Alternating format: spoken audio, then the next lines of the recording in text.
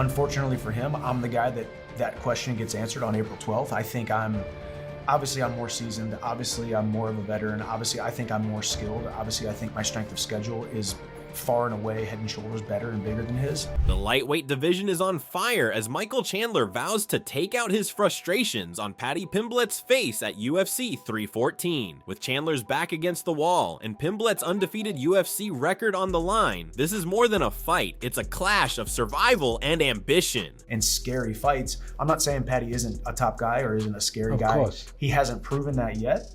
And I believe my skill set is enough to not just beat him, but to dominate him. And I think there's less of a question on, is Michael Chandler still the guy that we all think he is? And more of a question is of, where does Paddy Pimblett fit into all this? And I think I will emphatically show people the answer to that question on April 12th. Michael Chandler's upcoming fight against Paddy Pimblett at UFC 314 isn't just another bout, it's a cathartic release of frustration after a brutal stretch in his career. The former Bellator champion has suffered devastating losses, including 2 defeats to Charles Oliveira, one for the UFC lightweight title and another in a one-contender eliminator, and a failed pursuit of a high-profile fight with Conor McGregor. These setbacks left Chandler questioning his future, admitting he broke down in tears after his last loss, wondering if his title aspirations were over. Now, Chandler has channeled that pain into a vengeful mindset, declaring that somebody was going to get it taken out on their face, their body, and their soul, and Pimblett just happens to be the target. He acknowledges the mental toll of his recent losses, but insists he's healed physically and mentally with a renewed fire to dominate.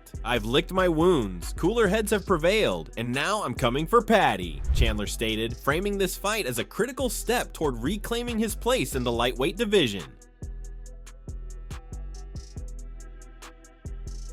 Beyond personal redemption, Chandler's aggressive style, prioritizing fan-friendly brawls over cautious wins, has both elevated and hindered his career. While he's delivered classics against Dustin Poirier and Justin Gaethje, his all-action approach has also led to costly mistakes. Against Pimblett, he faces an opponent who thrives in chaos, making this a high-stakes clash of styles. It wasn't about Charles Oliveira in November. It wasn't about Paddy Pimblett now in April. What it was about was, hey, listen, I understand the criticisms of me waiting out and sitting on the sidelines. It made a lot of sense for the time being until it didn't make sense anymore. Chandler's warning is clear. He's not just fighting Pimblett, he's fighting to prove he still belongs among the UFC's elite. With his back against the wall, this could be his last chance to stay relevant in a stacked division. Meanwhile, Chandler hasn't won a fight since knocking out the skidding Tony Ferguson in May 2022. Michael Bisping sees the Pimblett fight as a must-win scenario for the former UFC title challenger. Put up or shut up, mainly for Michael Chandler, Bisping said on his YouTube channel. He added, "Michael Chandler has spoken about being champ. Of course, he's thrilled audiences. He's provided excitement. He's fought nothing but the best of the best in the division. Gone up against the likes of Dustin Poirier, Charles Oliveira, Justin Gaethje. He's had really fun fights. However, he's been losing. He has lost 4 out of 6 fights in the UFC. He's lost 4 of his last 5, so now he needs a win."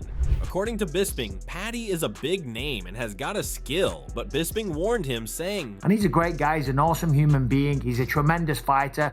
Fight IQ, maybe not the best, but he's always value for money. You cannot deny that.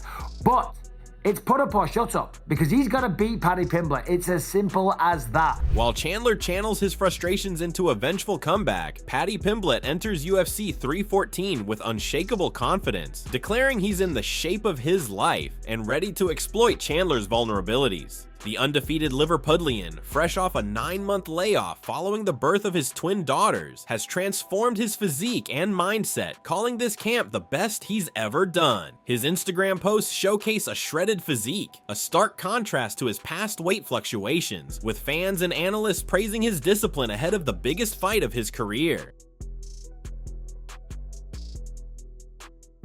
Pimblett's confidence isn't just bravado, he's meticulously studied Chandler's tendencies, predicting a second-round finish. He loves lunging in with his punches. "I can catch him on the way in or submit him. I don't see a way I lose." He dismisses Chandler's storied resume, arguing that past opponents like Poirier and Gaethje played into Chandler's brawling style, while he plans to outmaneuver him with precision. Notably, Pimblett brushes off Chandler's power, invoking his Scouser resilience. As you all know, Scousers don't get get knocked out. Pimblett has described a newfound source of inspiration and motivation following the birth of his twin girls 3 months before his latest victory, which has led to him remaining inactive in the octagon since. This clash of narratives, Chandler's desperate resurgence versus Pimblett's ascendant momentum, defines UFC 314. Where Chandler sees redemption, Pimblett sees opportunity. A win could propel him into the lightweight top 5 and closer to his goal of a title shot by 2026. Yet Chandler's experience against elite competition remains a wild card. Pimblett acknowledges the gap in resumes but insists his evolved skills and conditioning will prevail. As tensions escalate between Michael Chandler and Paddy Pimblett, another layer of drama has emerged. Questions about Chandler's in-cage ethics. This controversy stems from past incidents where opponents accused Chandler of bending the rules. Most notably, Dustin Poirier publicly labeled Chandler a cheater following their 2022 Fight of the Year contender, citing multiple fence grabs and an alleged intentional headbutt. Can you reveal like what was said? I told him this is my house. That's what I told him. I said this is my house, you know? That's it. And I told him he's a dirty too, for putting his fingers in my mouth and blowing his nose, and you know, it's all good. The scrutiny intensified after Chandler's fights with Charles Oliveira, where some analysts pointed to possible rabbit punches, illegal strikes to the back of the head during their championship bout. While none resulted in point deductions, these moments have followed Chandler throughout his UFC tenure. Pimblett has seized on this narrative, joking in interviews that he might bite Chandler's fingers off if he attempts any questionable tactics, a clear reference to Chandler's tendency to grab the fence during takedown attempts. Chandler has consistently defended himself against these accusations. Regarding the Poirier fight, he explained, "In the heat of battle, things happen. Fight or flight takes over." He maintains that any rule bending was unintentional, attributing it to the chaotic nature of high-level MMA competition. However, these incidents have clearly gotten under opponents' skin, with Pimblett's team reportedly emphasizing this history during their fight preparation.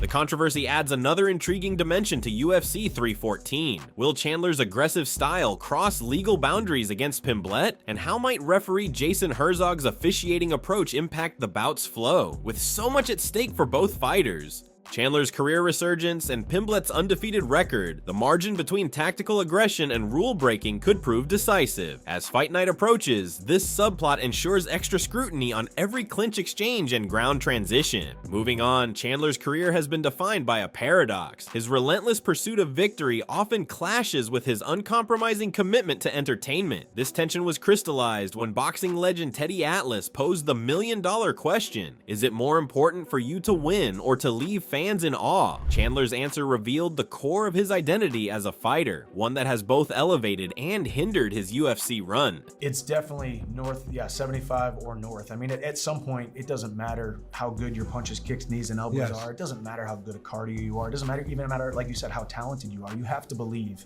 when that cage door closes that you're going to win, that you've done enough to win. And for me, it's always been easy to believe in myself because I know I've done things right. I know I've left no stone unturned in my preparation, been extremely disciplined. I've been living a champion lifestyle since before anybody knew who I was, really. Since joining the promotion in 2021, Chandler has delivered 5 Fight of the Night bonuses in 6 appearances, including instant classics against Dustin Poirier, Justin Gaethje, and Charles Oliveira. Yet his 2-4 UFC record underscores the cost of his all-action style. I admit, to my hardcore fans who want me to win, it's probably not the best strategy, Chandler conceded, acknowledging that his instinct to brawl over strategize has contributed to losses against elite competition. Even in defeat, however, Chandler's fights have been career-defining for opponents. Gaethje called their 2021 war the fight that made me a legend.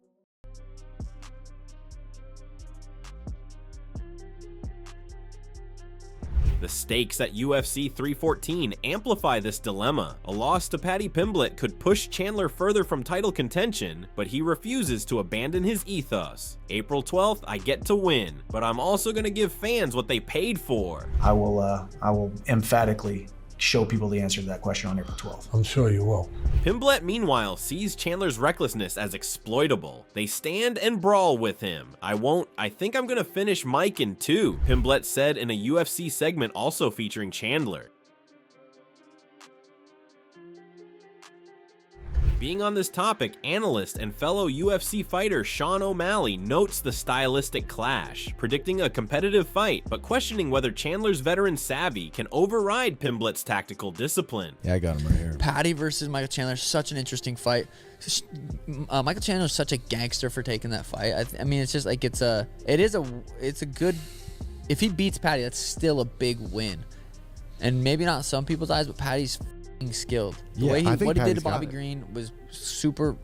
And he's confident. Like, yeah, it's gonna be. It's a big fight. For Chandler, this fight is about more than rankings. It's a referendum on his legacy. Will he be remembered as the gatekeeper who only lost to the best? Or can he prove his high-risk approach still leads to wins? As Atlas observed, Chandler's value transcends results. Win or lose, people just want to see you. But in Miami, just seeing him might not be enough.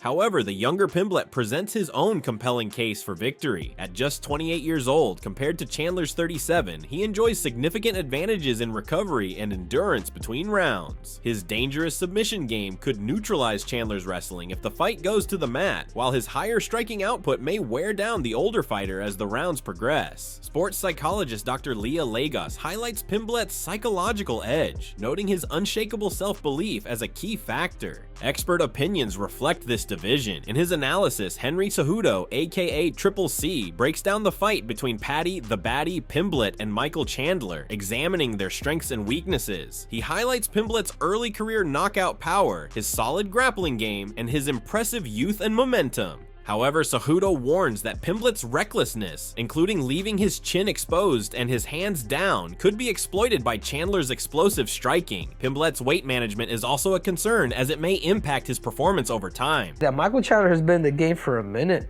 He doesn't have that many fights in the UFC, but all those fights that he had with Alvarez, all those fights that he had with Brooks and Bellator, Alvarez, I mean, this dude's fought the who's who.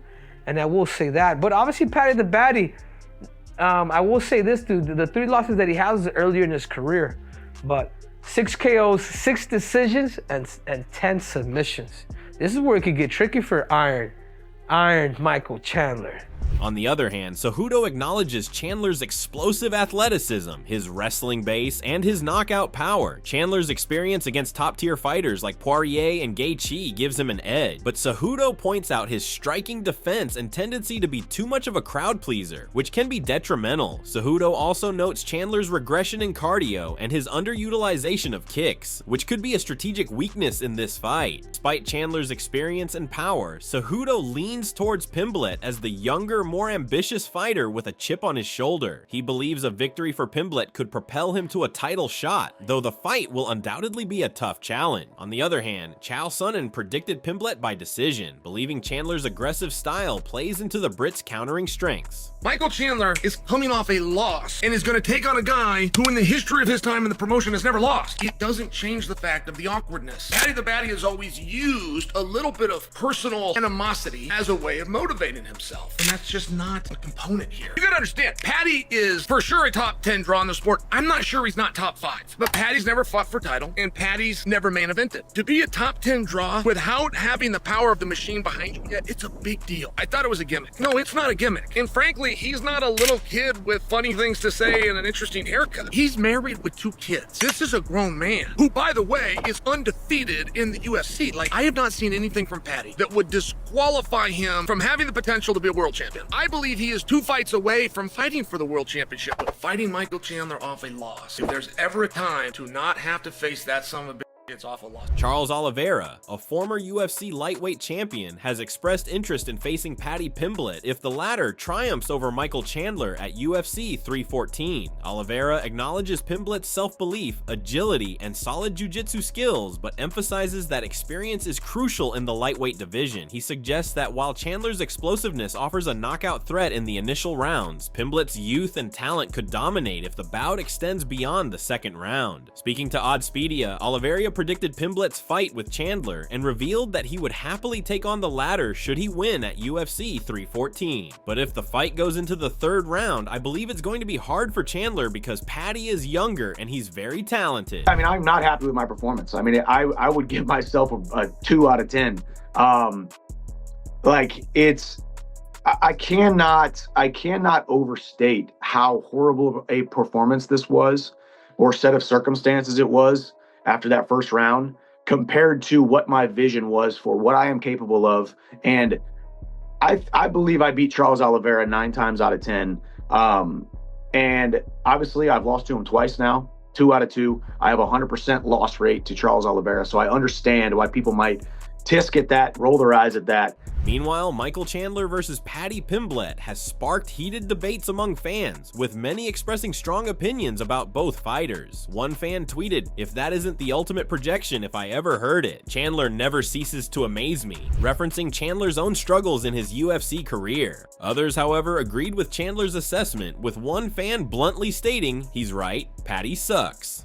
On the other hand, some fans defended Chandler, suggesting that his career was the one that held him back. A fan commented, "Why do you hate Chandler so much? It was his career he held back. You need to relax." This division in fan sentiment reflects the polarized opinions surrounding both fighters, showing how passionate the MMA community can be when it comes to the lighter, more controversial matchups. Several critical factors will likely determine the outcome. Chandler's gas tank remains a concern, with his strike output dropping 32% in round 2 and 45% in round 3. Pimblett's improved weight management at his new Florida training camp could prove crucial after past struggles. Cage control metrics show Chandler averages more takedowns, but Pimblett maintains greater activity in clinch situations. Defensively, Pimblett absorbs fewer significant strikes, suggesting better overall defensive responsibility. Looking further into this entire matchup, historical trends offer additional insight. Since 2018, fighters in Chandler's position hold a 12-8 record. English fighters against American wrestlers have gone 6-4 over the past 2 years, and in bouts where both competitors previously missed weight, as both have, younger athletes hold a 14-6 advantage.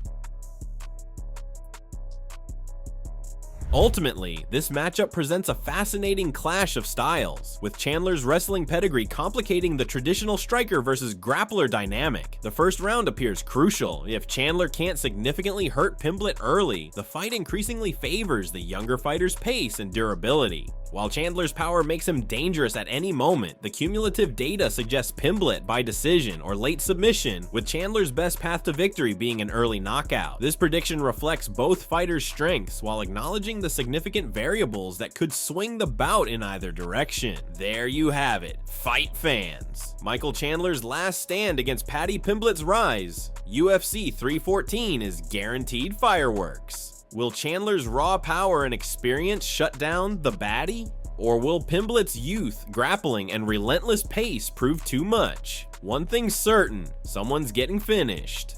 Who's your pick? Drop it in the comments. Smash that like button if you can't wait for this one, and subscribe for our breakdown right after the fight.